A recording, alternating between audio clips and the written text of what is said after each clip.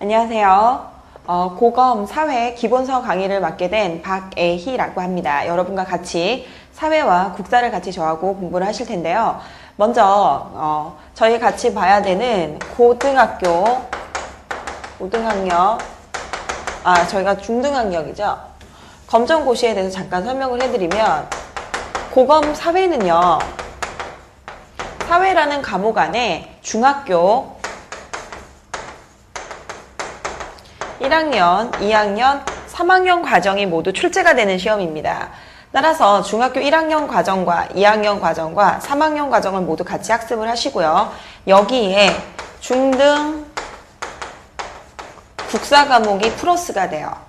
그래서 과목은 크게 사회하고 국사로 나누어져 있는 것이 아니라 사회라고 하는 과목 안에 사회 1, 2, 3학년 내용과 국사 내용이 합쳐져서 25문항이 출제가 되고 있습니다. 그러면 어떻게 문제 구성이 되어 있느냐면 사회 파트라고 해서 중학교 1학년, 2학년, 3학년에 대한 과정이 1번에서부터 17번까지를 차지하고 있고요. 그 다음 중등 국사 부분이 18번에서 25번까지 이렇게 구성되어 있어요. 17문제, 8문제. 그래서 사회 내용과 국사 내용이 모두 한꺼번에 포함이 돼서 나옵니다. 그러나 저희 강의는 사회와 국사를 따로 진행하도록 하겠습니다. 자, 그러면 먼저 저희들 사회 기본서 강의부터 들어가도록 하겠습니다. 자, 1강입니다. 1장 지역과 사회 탐구와 관련된 내용이죠. 1장 지역과 사회 탐구와 관련된 내용입니다. 먼저 여기에서는요, 첫 번째 주제는 뭐에 대해서 학습을 하시냐면 지역 조사에 대해서 합니다.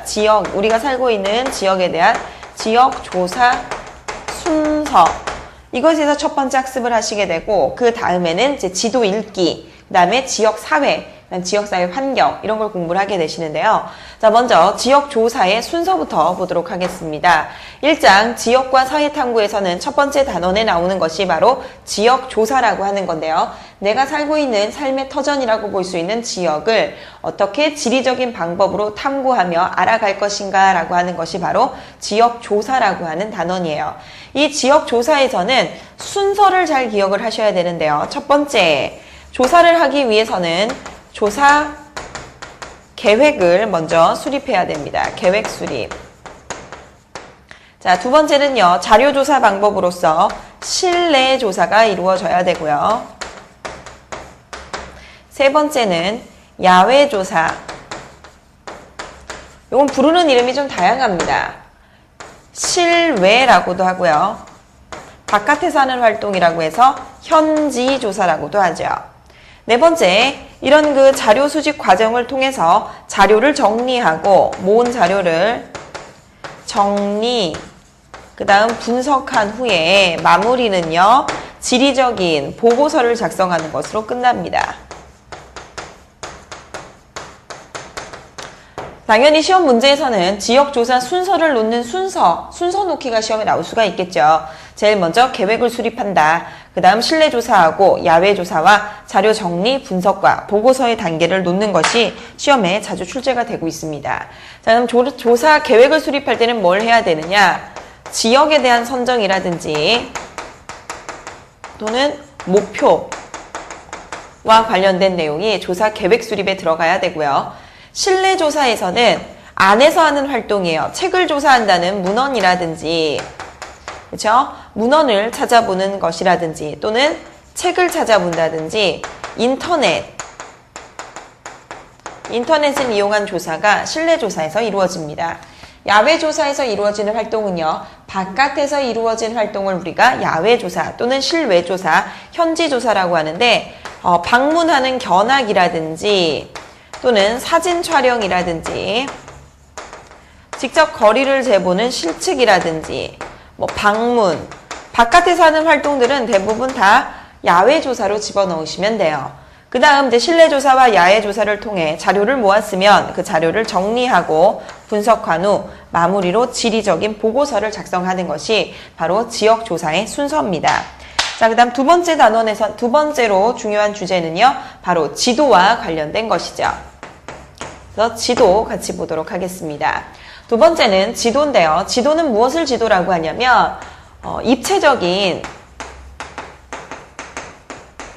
지표면의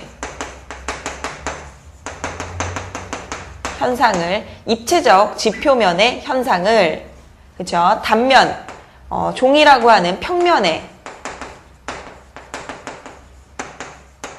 나타내는 것. 이것을 저희가 지도라고 얘기를 해요.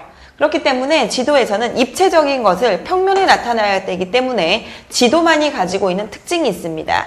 그래서 우리가 그것을 지도의 3요소라고 하고, 지도의 3요소, 첫 번째는 축척이 꼭 들어가야 됩니다. 축척.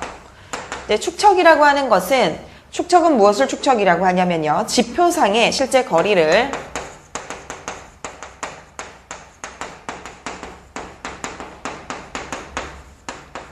줄여서 나타낸 비율입니다.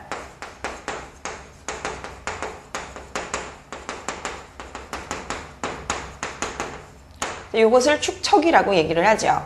지도 안에는 항상 이런 축척이 들어가야 돼요. 입체적인 것을 평면에 나타낼 때 얼마만큼 줄였는가라는 것이죠. 자, 그런데 축척만을 가지고서도 크게 두 개로 나눌 수가 있습니다. 줄인 내용을, 그죠? 좁은 지역을 자세하게 나타냈다면 대축척이라고 하고요. 아주 넓은 지역을 종이 한 장에 간략하게 나타냈다고 하면 그건 소축척 지도라고 하죠. 이 두 개를 구분하는 문제가 시험에 나올 수가 있어요. 대축척이란 좁은 지역을 어떻게 나타내는 지도다? 자세하게. 소축척 지도란 넓은 지역을 한눈에 볼 수 있도록 간략하게. 자, 그래서 대축척 지도는 이런 그 지역